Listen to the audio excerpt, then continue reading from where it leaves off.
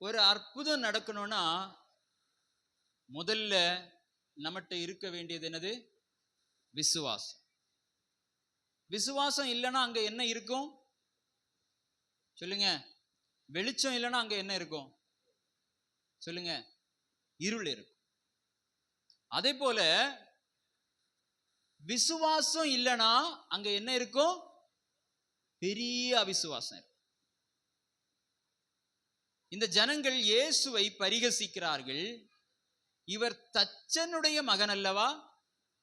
இவருடைய சகோதரிகள் எல்லாம் நம்மோடு இருக்கிறார்கள் அல்லவா?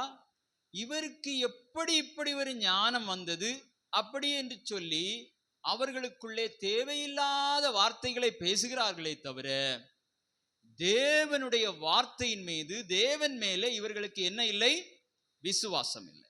உங்களுடைய வாழ்க்கையிலேயும் நீங்கள் அற்புதத்தை காண வேண்டும் என்று சொன்னால் நமக்கு என்ன தேவை சொல்லுங்க? விசுவாசம் தேவை. வாசியுங்கள் மத்தேயு 17, 19, 20. யாருக்கெல்லாம் வேணும்? அப்ப பெற்றுக்கொள்ளுகிறவர்களுக்கும் வேணும். 19 மத்தேயு 17, 19, 20. அப்பொழுது சீஷர்கள் இயேசுவினிடத்தில் தனித்து வந்து அதை துரத்திவிட எங்களால் ஏன் கூடாமற் போயிற்று என்று கேட்டார்கள். அதற்கு இயேசு, உங்கள் அவிசுவாசத்தினாலேதான். கடுகு விதை அளவு விசுவாசம் உங்களுக்கு இருந்தால் நீங்கள் இந்த மலையை பார்த்து இவ்விடம் விட்டு அப்புறம் போ என்று சொல்ல அது அப்புறம் போம். உங்களால் கூடாத காரியம் ஒன்றும் இராது என்று மெய்யாகவே உங்களுக்கு சொல்லுகிறேன். சரி, கவனிங்க. 2 பேருக்கு விசுவாசம் வேணும். யாருக்கெல்லாம் வேணும்? பாஸ்டருக்கு வேணும், விசுவாசிக்க வேணும். 2 பேர்ல ஒரு ஆளுக்கு இல்லைனாலும் மலை அங்கதான் இருக்கும், போகாது. அப்படித்தானே சொல்லியிருக்கு. அப்போ இந்த அவிசுவாசிகளை இவங்க துரத்துறது, பிசாசு பிடித்த இந்த மனுஷன்ட்ட இருந்து பிசாசை துரத்துவதற்கு இவர்கள் நல்லா ட்ரை பண்றாங்க. அது அழகா எங்க சொல்லப்பட்டிருக்கிறது? மார்க் எடுத்துக்கொள்ளுங்கள், 9வது அதிகாரம் 15 - 25 வரை அந்த சம்பவம் அங்கு சொல்லப்பட்டிருக்கிறது. 14 வாசிங்கள். மார்க் 9. பின்பு அவர் சீஷரிடத்தில் வந்தபோது அவர்களை சுற்றி திரளான ஜனங்கள் நிற்கிறதையும் அவர்களோட வேத பாரகர் தர்க்கிக்கிறதையும் கண்டார். ஜனங்கள் எல்லாரும் அவரை கண்டவுடனே மிகவும் ஆச்சரியப்பட்டு ஓடி வந்து அவருக்கு வந்தனம் செய்தார்கள். அவர் வேத பாரகரை நோக்கி, நீங்கள் இவர்களோட என்னத்தை குறித்து தர்க்கம் பண்ணுகிறீர்கள் என்று கேட்டார். அப்பொழுது ஜன கூட்டத்தில் ஒருவன் அவரை நோக்கி, போதகரே, ஊமையான ஒரு ஆவி பிடித்த என் மகனை உம்மிடத்தில் கொண்டு வந்தேன். அது அவனை எங்கே பிடித்தாலும் அங்கே அவனை அலைக்கழிக்கிறது. அப்பொழுது அவன் நுரை தள்ளி பல்லை கடித்து சோர்ந்து போகிறான். அதை துரத்தி விடும்படி உம்முடைய சீஷரிடத்தில் கேட்டேன், அவர்களால் கூடாமற் போயிற்று என்றான். ஹலோ, இருக்கீங்களா? சரி சரி. இப்போ இயேசு தம்முடைய சீஷர்களுக்கு நல்ல ட்ரைனிங் கொடுத்து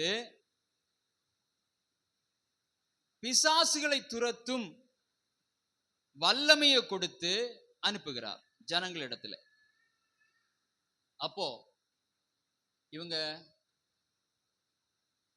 தாங்கள் கற்ற அந்த அற்புதத்தின் ஆவியை பயன்படுத்தும்படியாக இவர்கள் செல்லுகிறார்கள். அவரிடத்துல என்ன இல்லை? எல்லாம் இருந்தது. என்ன இல்லை? விசுவாசம் இல்லை. இவங்க ட்ரை பண்ணிட்டு முடியாத உடனே, அந்த சம்பவம் ஃபெயிலியர் ஆன உடனே, இந்த வேத பாரகர்கள் எல்லாம் சீஷர்களை சுத்தி வளைஞ்சிட்டாங்க. வளைஞ்சி, நாங்க அப்பவே சொன்னோம், நீரும் இயேசுவும் அவரோடு கூட சேர்ந்தவர்களும் வேத புரட்டர்கள், இவர்கள் ஏமாற்றுக்காரர்கள், இப்படிப்பட்டதான தர்க்கத்தை முன்வைத்து, நல்லா இங்க கவனிங்க, இந்த சீஷர்களை சுற்றி வளைந்து தர்க்கித்து கொண்டிருக்கிறார். சீஷர்கள் சரியா மாட்டிக்கிட்டாங்க. ஜன கூட்டத்துக்கு நடுவுல சீஷர்கள் என்ன செய்கிறதுன்னு தெரியாம மாட்டிக்கிட்டாங்க. அப்போ அங்கே யார் வருகிறார்? வாசியுங்கள்.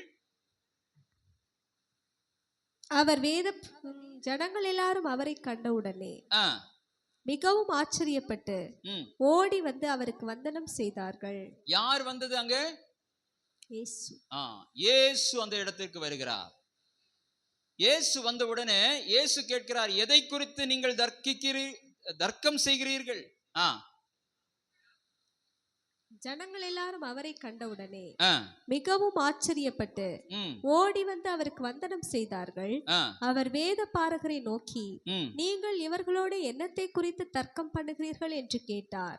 அப்பொழுது ஜனக்கூட்டத்தில் ஒருவன் அவரை நோக்கி, போதகரே, ஊமையான ஒரு ஆவி பிடித்த என் மகனை உம்மிடத்தில் கொண்டு வந்தேன். அது அவனை எங்கே பிடித்தாலும் அங்கே அவனை அலைக்கழிக்கிறது. அப்பொழுது அவன் நுரை தள்ளி பல்லை கடித்து சோர்ந்து போகிறான். அதை துரத்தி விடும்படி உம்முடைய சீஷரிடத்தில் கேட்டேன், அவர்களால் கூடாமற் போயிற்று என்றான். தொடர்ந்து அவர் பிரதியுத்தரமாக, விசுவாசம் இல்லாத சந்ததியே, எதுவரைக்கும் நான் உங்களோடு இருப்பேன்? எதுவரைக்கும் உங்களிடத்தில் பொறுமையாய் இருப்பேன்? அவனை என்னிடத்தில் கொண்டு வாருங்கள் என்றார். அவனை அவரிடத்தில் கொண்டு வந்தார்கள். அவரை கண்டவுடனே அந்த ஆவி அவனை அலைக்கழித்தது. அவன் தரையிலே விழுந்து நுரை தள்ளி புரண்டான். அவர் அவனுடைய தகப்பனை நோக்கி, இது இவனுக்கு உண்டாகி எவ்வளவு காலம் ஆயிற்று என்று கேட்டார். அதற்கு அவன், சிறுவயது முதற்கொண்டே உண்டாயிருக்கிறது.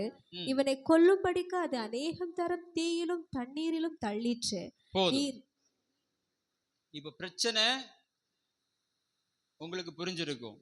சிறு வயது முதலே இவ்வாறு அசுத்தாவினாலே அலைக்கழிக்கப்படுகிறதான இந்த மனிதர், சீஷர்களுக்கு விசுவாசம் இல்லாமையினாலே இங்கே அற்புதம் நடக்கவில்லை. அடுத்ததாக, இந்த அவிசுவாசம் மனுஷனுக்குள்ளே எப்படி வருகிறது? முதலாவது நாம் பார்த்தோம், யாருக்கெல்லாம் இந்த விசுவாசம் வேண்டும்? பெற்றுக்கொள்ளுகிறவர்களுக்கும், அங்கே அற்புதத்தை செய்யும்படியாக தேவனாலே அனுப்பப்பட்ட தேவ ஊழியர்களுக்கும் அந்த விசுவாசம் வேண்டும். இனி இந்த அவிசுவாசம் எப்படி மனுஷனுக்குள்ளே வருகிறது? 2 கொரிந்தியர் 4வது அதிகாரத்தின் 4வது வசனத்தை வாசிப்போம்.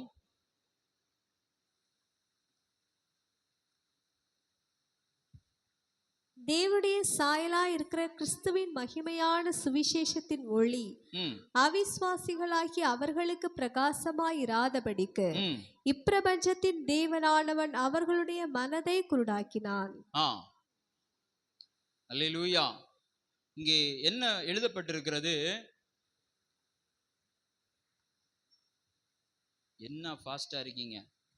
சரி, இப்பிரபஞ்சத்தின் தேவன் மனுஷனுடைய இருதயத்தை என்ன செய்கிறானாம்? சொல்லுங்க. குருடாக்குகிறான். சுவிசேஷத்தின் ஒளி, வசனத்துடைய ஒளி மனுஷனுக்கு கிடைக்காமல், தேவனுடைய சாயலாயிருக்கிற கிறிஸ்துவின் மகிமையான சுவிசேஷத்தின் ஒளி அவிசுவாசிகளாகி அவர்களுக்கு பிரகாசமாயிராதபடிக்கு இப்பிரபஞ்சத்தின் தேவனானவன் என்ன செய்கிறானா? அவருடைய மனதை குருடாக்குகிறான். இந்த உலகத்திலே இப்பிரபஞ்சத்தின் அதிகாரி என்று சொல்லப்பட்டது யாரு? சொல்லுங்க. ஏவாளோடு பேசின, ஏவாளை ஏமாற்றின, ஏவாளை எப்படி அந்த கனியை புசிக்க வைத்து தேவனுடைய பிரமாணத்தை விட்டு விலகச் செய்து அவர்களுக்கு இருந்த மகிமையை எல்லாம் இழக்க செய்தானோ, அதே போல இப்போதும் நீங்கள் பரலோக ராஜ்யத்தை சுதந்திரிக்க முடியாதபடி தினம் தினம் பலவிதமான சோதனைகளினாலே நம்முடைய மனதை அவன் குருடாக்கி கொண்டே இருக்கிறார். அதற்கு முதலாவதாக நம்முடைய இருதயத்திலே அவிசுவாசம். எதை குறித்து அவிசுவாசம்? இயேசுவை குறித்து அவிசுவாசம். இயேசு இந்த உலகத்திற்கு வந்ததை குறித்து அவிசுவாசம். இயேசு தேவன் என்பதை குறித்து அவிசுவாசம். அவருடைய வார்த்தையின் மீது அவிசுவாசம். இப்படி சகல காரியங்களிலும் அவிசுவாசத்தை குறித்து, இந்த உலகத்திலே இருக்கிறது தான் மெய், நாம் காண்கிறது தான் உண்மை, நாம் காணாத இந்த தேவனும் இந்த வார்த்தைகளும் போய் இவர்கள் மூடர்கள், இவர்கள் வாயில வந்ததையெல்லாம் பேசுகிறார்கள் என்று சொல்லி தேவன் மேலேயே சந்தேகப்படுகிற வகையிலே அவருடைய உணர்வுகள் மறைக்கப்பட்டு அவர்கள் மனதிலே எப்படி இருக்கிறார்கள்? குருடர்களாய் இருக்கிறார்கள். அல்லேலூயா. இடத்திலே ஆண்டவரை ஆராதிக்கும்படியாக நாம் சிலராய் கூடி வந்திருக்கிறோம். உண்மையிலே சுவிசேஷத்தின் ஒளி உங்கள் மேலே வீசி ஆண்டவரை அறிந்து கொள்ளும்படியாக, ஆண்டவருடைய வார்த்தையை கேட்கும்படியாக உங்களுடைய மனக்கண் தெளிவாக்கப்பட்டு இந்த இடத்துல வந்திருக்கிறீர்கள். அல்லேலூயா, ஆமென், ஸ்தோத்திரம். அப்போ எப்படி மனுஷன் அவிசுவாசி ஆகிறான்? இப்பிரபஞ்சத்தின் தேவனானவன் உலகத்தின் ஆசைகளை காட்டி, உலகத்தில் இருக்கிற பொருட்களை காட்டி, இதுதான் அதைவிட மேலானது, தேவன் தருகிற ரட்சிப்பை விட இதுதான் மேலானது என்று சொல்லி அவர்களை வஞ்சித்து மயக்கி அவர்களை மோசம் போக்குகிறான். இப்படிதான் அவன் அவிசுவாசியாகிறான். ஒருவருடைய வாழ்க்கையிலே தேவன் கொடுக்கிற அற்புதத்தை, தேவன் கொடுக்கிறதான அதிசயத்தை அவன் பெற்றுக்கொள்ள முடியாமல் இருப்பதற்கு காரணம், இப்பிரபஞ்சத்தின் தேவனானவன் அவருடைய மன கண்களை என்ன செய்கிறான்? குருடாக்குகிறான். சரி, இந்த அவிசுவாசிகளை எப்படி கண்டுபிடிப்பது? ஒரு 3 காரியங்களை பார்த்து நாம் தேவனுடைய ஆசீர்வாதத்தை பெற்று கடந்து செல்லலாம். ஸ்தோத்திரம். 1 தீமோத்தேயு 5வது அதிகாரத்தின் 8வது வசனத்தை வாசிப்போம். அவிசுவாசிகள் எப்படிப்பட்ட குணம் உடையவர்களாய் இருப்பார்கள்? ஒருவன் தன் சொந்த ஜனங்களையும் விசேஷமாக தன் வீட்டாரையும் விசாரியாமற் போனால் அவன் விசுவாசத்தை மறுதலித்தவனும் அவிசுவாசியிலும் கெட்டவனுமாயிருப்பான். நல்ல கவனிங்க. பழைய ஏற்பாட்டில் ஆபிரகாம், மோசே, தாவீது, இப்படிப்பட்டதான அநேக பரிசுத்தவான்களை இந்த வசனத்தோடு ஒப்பிட்டு பாருங்கள். தன் சொந்த ஜனங்களை, தன்னோடு இருக்கிற ஜனங்களை என்ன செய்யணுமா? விசாரிக்கிறவன், தன் வீட்டாரை விசாரிக்கிறவன், அவர்களுக்கு வேண்டிய காரியங்களை செய்கிறவன். யோசேப்பை பாருங்கள். அவன் தன்னுடைய சகோதரராலே புறக்கணிக்கப்பட்டவன்.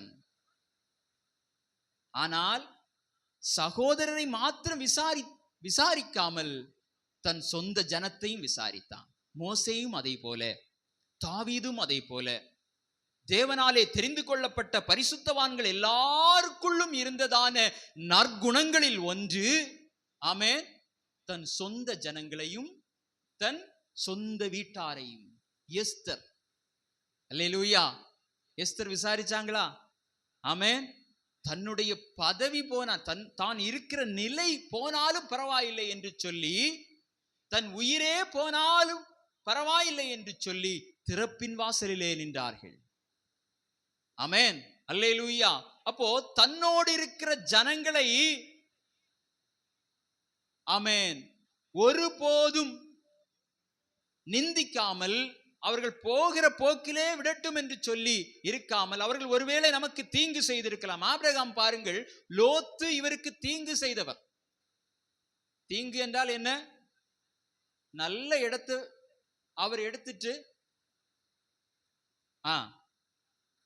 செழுமையான இடத்தை அவர் எடுத்துட்டு செழுமை இல்லாத இடத்தை இவருக்கு கொடுத்தார்.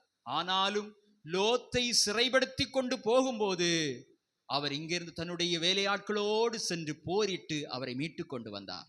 தன் சொந்த ஜனங்களை விசாரிக்கிறவன், தன் சொந்த வீட்டாரை நன்றாய் விசாரிக்கிறவன், அவன் விசுவாசி.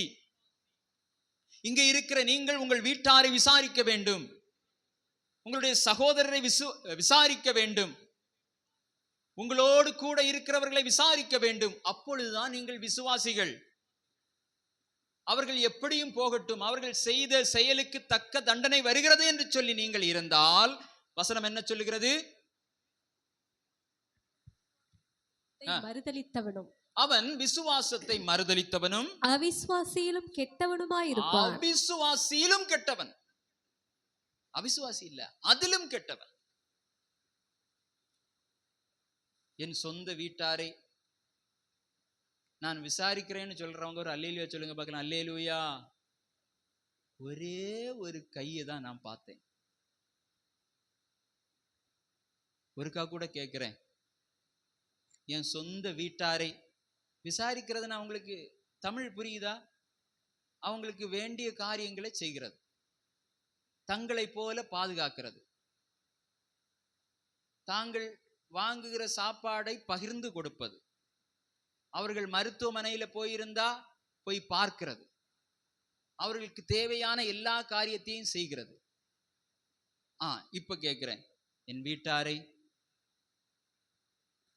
என் சொந்த வீட்டாரை, சொந்த ஜனத்துக்கு பிறகு வருவோம். ஏன்னா ஏற்கனவே உங்களுக்கு நிறைய பிரச்சனை இருக்கும். எல்லாம் பார்த்துட்டு இருந்தா முடியாது இல்லையா? என் சொந்த வீட்டாரை, சரி உங்க அப்பா கூட, உங்க அப்பா வீட்டில் உள்ளவங்கள மறந்துடுங்க, உங்க பிள்ளைகளையும் மனைவியையும் நான் விசாரிக்கிறேன், என் புருஷனையும் என் பிள்ளைகளையும் நான் விசாரிக்கிறேன்னு சொல்றவங்க ஒரு அல்லேலூயா சொல்லுங்க பார்க்கலாம். அல்லேலூயா, ஆமென். இனி உங்கள் சகோதரர்கள், உங்கள் சகோதரிகள், லோத்து யாரு தெரியுமா? ஆபிரகாமுக்கு லோத்து யாரு சொல்லுங்க பாப்போம். லோத்துக்கு ஆபிரகாம் யாரு? பெரியப்பா தானே இல்லையா? எல்லாரும் என்ன அப்படி பாக்குறீங்க? அவர் பெரியப்பா. என் தம்பிக பையன் செழுமையான இடத்தை எடுத்துட்டான்னு சொல்லி அவருக்குள்ள ஒரு வஞ்சகம் இருந்திருக்கலாம். ஆனா இல்ல, நமக்குன்னா இருக்கும். ஆஹா, லோத்தை பிடிச்சிட்டு போயிட்டாங்களா, இனி நம்ம அங்க போலாம், அப்படித்தானே? அப்படி விடல. அந்த நாட்டு ராஜா இவர்களை பிடித்து இவருடைய ஐஸ்வர்யங்களை எல்லாம் எடுத்துக்கொண்டு போகும்போது ஆபிரகாம் ஆண்டவருடைய பலத்தினாலே பாருங்கள், அநேக தன்னுடைய வேலையாட்களை எல்லாம் நல்ல பழக்குவித்து அவரு நாட்டினுடைய ராஜ்ய படைகளையே அடக்கி மீட்டு கொண்டு வந்து விடுகிறார். அல்லேலூயா. அதை போல உள்ள பலத்தையும் பாதுகாவலையும் ஐஸ்வர்யத்தையும் உங்களுக்கு தருவார். யாருக்கு தருவார்? விசுவாசிகளுக்கு தருவார். விசுவாசிகளுடைய முதலாவது குணம் என்ன? தன் சொந்த ஜனங்களையும் தன் சொந்த வீட்டாரையும் விசாரிப்பது. அப்படி விசாரிக்கவில்லை என்றால் கிறிஸ்துவின் சுவிசேஷத்தின் ஒளி கிடைக்காமல் இன்னும் நாம் குருடா இருக்கிறோம்.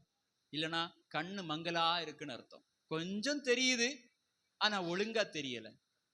அல்லேலூயா. இரண்டாவது என்ன குவாலிட்டி? எப்படி இதை கண்டுபிடிப்பது? தீத்து 1:15.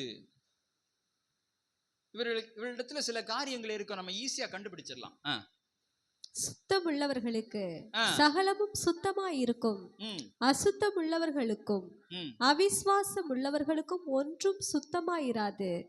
அவர்களுடைய புத்தியும் மனசாட்சியும் அசுத்தமாய் இருக்கும். பாருங்க, ஒரு விதத்திலையும் திருப்தி அடையவே மாட்டாங்க. அப்படிதானே? நல்ல கவனிங்க. ஒரு விதத்திலே என்ன செய்ய மாட்டாங்க? திருப்தி அடையவே மாட்டாங்க. ஒன்றுமே அவர்களுக்கு சரியா இருக்காது. எல்லாத்துலயும் குறை சொல்லுவாங்க. எதுவுமே அவர்களுக்கு சுத்தமா இருக்கு. அவங்க மட்டும்தான் சுத்தம்னு சொல்லுவாங்க. நான் மட்டும்தான் ரொம்ப பெர்ஃபெக்ட். அடுத்தவங்களை குறை சொல்லிட்டே இருப்பாங்க. ஆனா உண்மையிலே எங்க அசுத்தம் இருக்கிறது அப்படின்னு சொன்னா அவளுடைய புத்தியிலே, அவிசுவாசியினுடைய புத்தியிலே என்ன இருக்கிறது? வாசியுங்கள். சுத்தமுள்ளவர்களுக்கு சகலமும் சுத்தமாயிருக்கும். போதும். பாருங்கள், அவிசுவாசம் உள்ளவர்களுக்கு அவளுடைய புத்தியும் மனசாட்சியும் அசுத்தமாயிருக்கும். அப்போ இயேசுவை ஏற்றுக்கொண்டவர்களுக்கு இருதயமும் சிந்தனையும் புத்தியும் அறிவும் எல்லாமே பரிசுத்தமாகிறது. அல்லேலூயா. அப்படித்தானே? உணவை எடுத்துக்கொண்டா எனக்கு தெரிஞ்ச சிலர் சொல்லுவாங்க, ஐயோ ஹோட்டல்ல போய் பரோட்டா சாப்பிடுறீங்களா, அங்க பரோட்டா எப்படி போடுவாங்க தெரியுமா? அவங்க சொல்றதை கேட்டா அடுத்த நமக்கு பரோட்டாவே சாப்பிட முடியாது. அவங்களும் சாப்பிட மாட்டாங்க, நம்மளையும் சாப்பிட விட மாட்டாங்க. சரி, பரோட்டா சாப்பிடக்கூடாதுதான், சரி மற்ற ஆகாரங்கள் இருக்கிறது.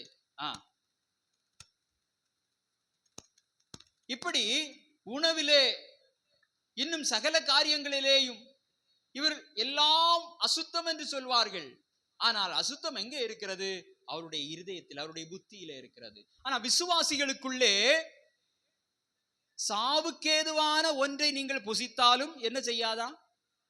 சொல்லுங்க சொல்லுங்க. சாவுக்கேதுவான ஒன்றை நீங்கள் புசித்தாலும், தெரியாம புசித்தாலும், அது உங்களை என்ன செய்யாது? சேதப்படுத்தாது. ஆமென். தெரிந்த விஷத்தை அருந்துவது அல்ல, வீம்புக்காக செய்வதல்ல. நீங்க உங்களுடைய உணவிலே ஒருவேளை ஏதாவது கிருமிகளோ நச்சுக்களோ கலந்திருந்தா, உங்களுக்கு தெரியாம இருந்திருந்தா, ஆண்டவர் அதிலிருந்து உங்களை என்ன செய்வார்? காப்பாற்றுவார். அடுத்தது மூன்றாவது, எபிரேயர் 3வது அதிகாரம் 12-11. சகோதரரே, ஜீவனுள்ள தேவனை விட்டு விலகுவதற்கு ஏதுவான அவிசுவாசமுள்ள பொல்லாத இருதயம் உங்களில் ஒருவனுக்குள்ளும் இராதபடிக்கு நீங்கள் எச்சரிக்கையாயிருங்கள். போதும். மூன்றாவது விஷயம் என்னன்னா, இவர்கள் தேவனை விட்டு விலகுவதையே விரும்புவார்கள். தேவனோடு இருப்பதை விரும்பவே மாட்டார்கள். வசனத்தை சொன்னா பரியாசம் பண்ணுவாங்க.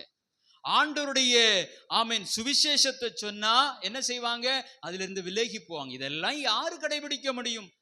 அது இயேசு மாத்திரம்தான் கடைபிடிக்க முடியும். இதெல்லாம் நம்மளால கடைபிடிக்கவே முடியாது. தேவனை விட்டு விலகுகிறதான மனதில் இருப்பாங்க.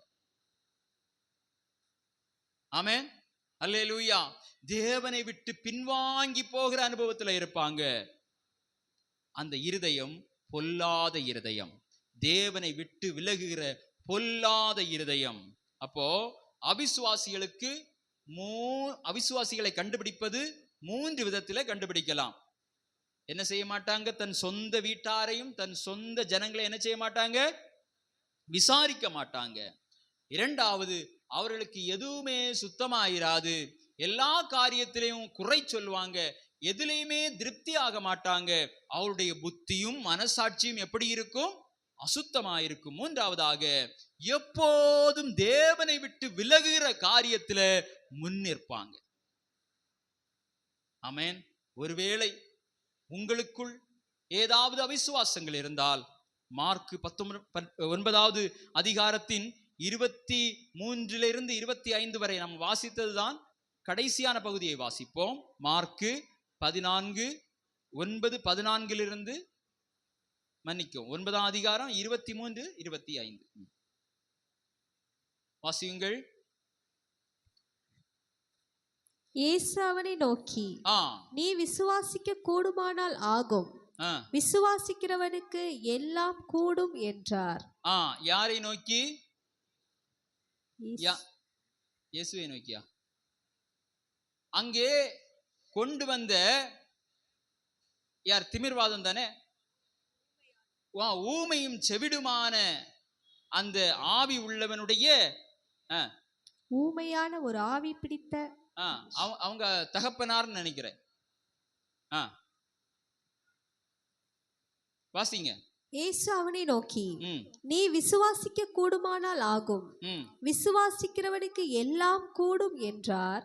உடனே பிள்ளையின் தகப்பன், விசுவாசிக்கிறேன் ஆண்டவரே, என் அவிசுவாசம் நீங்கும்படி உதவி செய்யும் என்று கண்ணீரோடே சத்தமிட்டு சொன்னான். இந்த வார்த்தை ரொம்ப முக்கியம். நம்ம விசுவாசிக்கிறோம்னு சொல்றோம், ஆனாலும் நமக்குள்ள ஒரு அவிசுவாசம் இருக்கிறது. இன்னைக்கு சொல்றீங்க, ஆண்டவரே உம்முடைய வார்த்தைகளை நான் விசுவாசிக்கிறேன், ஆகிலும் அந்த வாசிங்க, என்னுடைய அவிசுவாசம் எங்க போறீங்க? வசனத்தை காணலியா? ஆண்டவரே என் அவிசுவாசம் நீங்கும்படி உதவி செய்யும் என்று கண்ணீரோடே சத்தமிட்டு சொன்னார். அல்லேலூயா.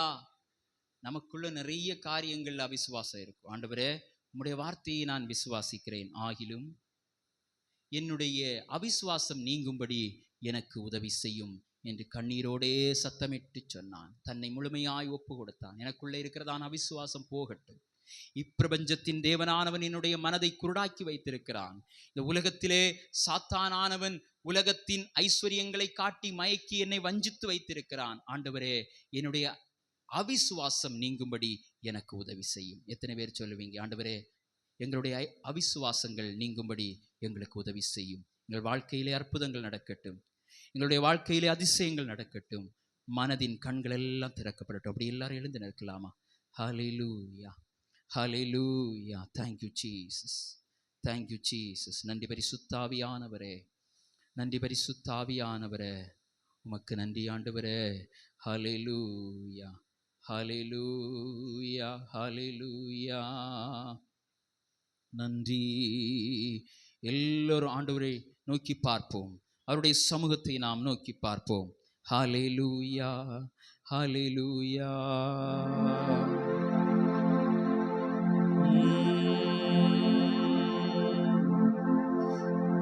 என்ன வந்தாலும் நம்புவே என்னை மீட்பரை,